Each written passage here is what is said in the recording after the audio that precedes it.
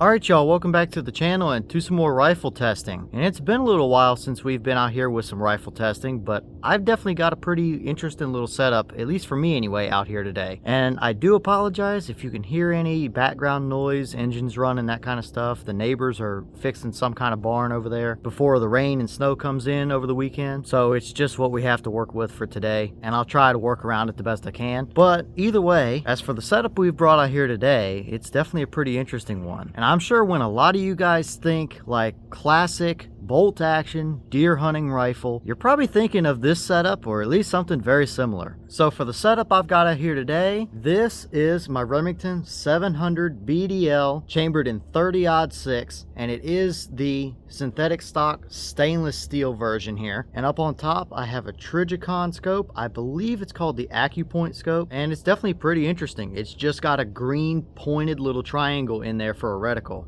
compared to your normal crosshairs. So Remington 700 BDL in 30-06, that's about as classic of a deer rifle as you can really get. And sticking to the classic deer hunting rifle kind of theme here, the rounds we're going to be testing out today are some of the Remington Core-Lokt 30-06 rounds. These are the 180 grain pointed soft point rounds, not the new Core-Lokt tipped. So definitely a very classic setup today. So as for the test today, we're going to do it the same as we usually do it. I have a target set up down at 100 yards. We're going to shoot 3 groups. Each group is going to be 3 shots. I do also have the chronograph, so we will be able to see what kind of speed we're running, especially since that box doesn't have a posted velocity on it. So we'll be able to get what kind of speed we're running and be able to average, energy numbers and things like that. So with that being said, let's get you guys a view down there at the target and a little pop-up box of the chronograph up in the corner and get to shooting these groups. I will let the rifle cool for a few minutes in between each group, so heat shouldn't really be a problem for us today. So enough talking, let's get you guys a view of the target and the chrono and shoot our groups and see what kind of performance we can get out of this very classic deer setup.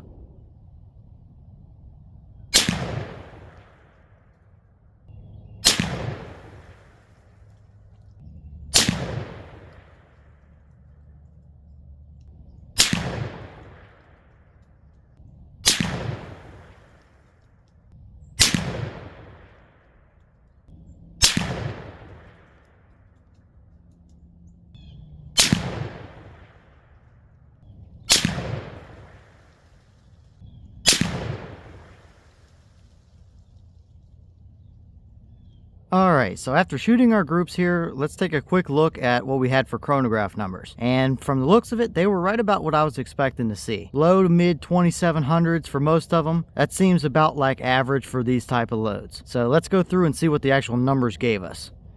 So for a high, it gave us 2795. For a low, it gave us 2693. And that gave us an average of 2647. So yeah, mid 2700s. That's definitely about what I figured it would be. Nothing out of the ordinary at all to speak of there. But how did they actually perform as far as accuracy goes? Let's go over to the target and take a look and see. Alright, so let's take a look here at our grouping at 100 yards and see how it did. Right off the bat, doesn't look too bad. Now when we get to it, I will explain what this shot and this group kind of did over here. It was pretty weird, but we'll get to that here in a second. But let's start off with that first group right here in the middle and see what that one gave us.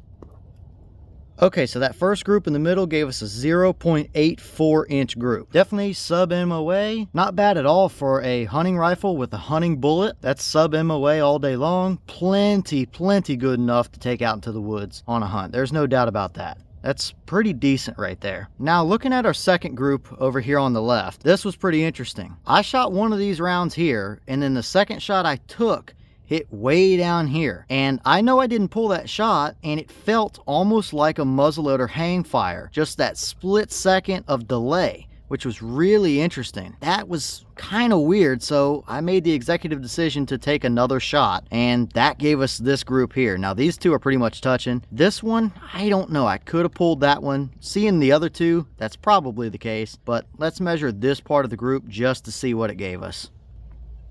Okay, so that group gave us a 1.53 inch group there. Definitely not the best on the day, and clearly looking at the rest of the target, we know that that setup can do better. Just overall, that group was kind of thrown off after seeing that hang fire, weird delay type of thing. That was definitely pretty interesting. So, I mean, take that group for what it is, I guess. But let's move to that third group up in the top right. And it looks pretty similar to that first group, maybe just a little bit larger, but let's measure it anyway and see what it gave us.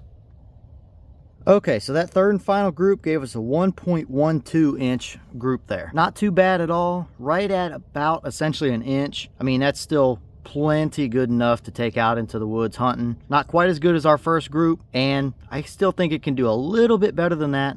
But I think that first group right there in the center is about what we can expect out of a setup like this. So overall here, definitely not too bad at all, and would absolutely do the job on a deer, a bear, an elk, whatever the case might be.